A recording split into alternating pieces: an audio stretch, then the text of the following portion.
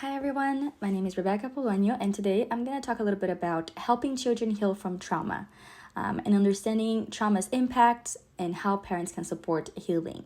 As caregivers and parents, you are often the first to notice and respond to signs of trauma in your children. Your role in their emotional and developmental healing is crucial. In this presentation, we'll explore key concepts around trauma, including attachment theory, ACEs, generational trauma, and as well as some practical tools for fostering resilience in children and helping them heal. We'll also dive into how you as caregivers can support your children's journey towards growth and recovery. The first key concept I want to talk about is the role of attachment in child development. Attachment theory was developed by John Bowlby, and it was later expanded by Mary Ainsworth. And this study emphasized the importance of the bond between children and their primary caregiver. Bowlby proposed that attachment behaviors are biologically programmed and essential for survival. He said that the bond between the infant and its mother is a biologically programmed attachment system with the function of secure proximity to the mother for protection and survival. A secure attachment is fundamental to emotional regulation, social competence, and forming healthy relationships in life. When children form a secure attachment with their caregivers, they are able to explore the world confidently because they know their caregiver is a safe base that they can return to. Mary Ainsworth research expounded on different types of attachment, and she did that through her very famous strange situation procedure, where she identified different types of attachment such as secure attachment, anxious ambivalent, and avoidant. In Mary Ainsworth experiment, securely attached children felt distress when separated from their caregiver, but they were easily comforted upon reunion. This shows that they trust their caregiver's availability and responsiveness. On the other hand, insecurely attached children, those who were anxious ambivalent or avoidant, were either excessively clingy or they seemed indifferent to their caregiver's presence. Ainsworth stated that securely attached children exhibit the most positive outcomes in terms of social competence, self-regulation, and emotional health. The secure base fosters resilience in the face of stress and builds emotional competence. Along with a secure attachment comes responsive caregiving. Responsive caregiving truly is key to fostering a secure attachment. Ruth Fieldman's study in 2007 stated that sensitive caregiving, characterized by the ability to perceive and interpret the children's signals and respond appropriately to them, is the cornerstone of a secure attachment. When caregivers are sensitive to their children's needs, when they respond to the stress in a timely and appropriate manner, and provide comfort, children learn to trust their environment and their caregiver. A parent's ability to be emotionally available, being present, being attuned to a child's emotional needs, all these things are crucial for building a secure attachment and a safe base from which a child can feel safe to go explore the world because they know that they can always come back to the safe space, which is their secure relationship with their caregiver. The next key concept I want to talk about is ACEs, or Adverse Childhood Experiences, and their impact on health. As much as we want to and are able to work to create that secure attachment with a child, many times ACEs, or these experiences, will happen in a child's life that will make it very difficult for them to cope, and it can definitely affect their development, and it becomes even more important for parents to be supportive to children during those situations and experiences in life. The ACE study was done in 1998, and it showed that traumatic experiences in childhood, such as abuse, neglect, or household dysfunctions, they were strongly linked to later mental health problems, chronic diseases, and even early death. The more ACEs a child experiences, the higher the risk for physical and mental health problems later in life. So this research shows how early trauma can truly shape not only emotional health, but also physical health in profound ways. For example, in another study done by Cohen in 2015, they found that early childhood adversity is linked to emotional dysregulation, which leads to difficulties in managing stress and forming secure relationships, both of which increase vulnerability to psychiatric disorders in adulthood. So trauma during childhood can disrupt emotional regulation, and it makes it harder for individuals to manage their emotions effectively. This is why children who experience ACEs often struggle with anxiety, depression, and relationship difficulties. And again, as I mentioned before, the ACEs will build up on each other. So the more the more of these negative experiences a child is exposed to, the worse the impacts will be. And all these things that we're talking about today should help you have the tools necessary to help children navigate the situations, cope with these experiences, and hopefully have the support they need so that this trauma doesn't become debilitating and doesn't become long-lasting effects, doesn't lead to long-lasting effects in their life.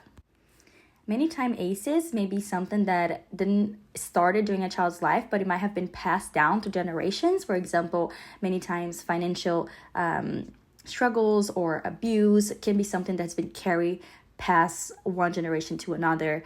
And this is also known as generational trauma, which generate parenting patterns many times. So for example, the transmission of trauma from one generation to the next, when parents will have experienced significant trauma such as abuse, war, or loss, they may unintentionally pass on their unresolved trauma to their children. And this study done in 2012, they found that trauma survivors may unintentionally repeat maladaptive patterns of parenting, such as emotional unavailability, neglect, or harsh discipline, creating a cycle of emotional dysregulation that is passed on to subsequent generations. This cycle of trauma transmission can affect how children are parented, often resulting in insecure or disorganized attachment patterns, which can perpetuate their emotional instabilities. So you can see that all these concepts are connected. Generational trauma can lead to ACEs, which can lead to insecure attachment, and it can lead to children struggling with their emotional development and physical development and overall health in their lives. Another significant issue that tends to be a result of all these things that we've been talking about is toxic stress. Toxic stress is a chronic exposure to stress. Stress is normal in life, but when it becomes overwhelming or constant, when a child is exposed to abuse multiple times or neglect multiple times, it raises their cortisol level in their body. It can turn into toxic stress. And this stress can have a significant negative effect on a child's development. Toxic stress results from prolonged adversity without adequate adult support. Schoenkopf's study in 2012 explained that prolonged activation of stress response systems in the absence of protective relationships can disrupt brain development, leading to impairment in memory, learning, and emotional regulation. Children who are exposed to toxic stress may have difficulties with emotional regulation, learning, and social interactions. The brain areas that are responsible for these functions, like the prefrontal cortex and the hippocampus, can be significantly impacted. This again connects with the other key concepts we've been talking about, because sometimes children may be exposed to difficult circumstances that you may feel like are beyond your control. However, when you do develop a secure relationship with your child, you can provide this adult support that can make all the difference between a child developing toxic stress during those circumstances or being able to continue to develop properly without the negative effects of those adverse situations. Although we've been talking about trauma and how severely it can impact a child's life, there is hope, because children can experience growth and resilience following trauma. This phenomenon is called post-traumatic growth. Post-traumatic growth is a positive transformation after trauma, including increased resilience and personal strength. In a study done in 2004, they defined post-traumatic growth as the positive change experienced as a result of the struggle with highly challenging life circumstances, and it is linked to greater emotional resilience and personal development. Through trauma, children can develop greater empathy, improved coping skills, and a deeper appreciation for life. Post-traumatic growth doesn't mean that trauma is erased, but that children are able to grow through it and become stronger as a result. But again, in order for children to develop post-traumatic growth, they need parental and caregiving support. There are many ways that parents and caregivers can do this. For example, they can offer support by helping the children process their trauma, being emotionally available to them, allowing children to express their feelings and helping them make sense of their experiences, as well as being a role model. If you are able to be a model of resilience, that will help children copy the same strategies into their own lives. Research done in 2007 found that when children have a safe place to express their thoughts and feelings, they are better able to process trauma and experience growth and healing. So now we're going to talk about some practical strategies for you as a parent or caregiver that you can implement into your life and relationship with your child to help them heal and become more resilient. Some of these strategies are things we have just talked about throughout this presentation: being emotionally supportive, open communication, modeling resilience, as well as creating a safety and stable environment.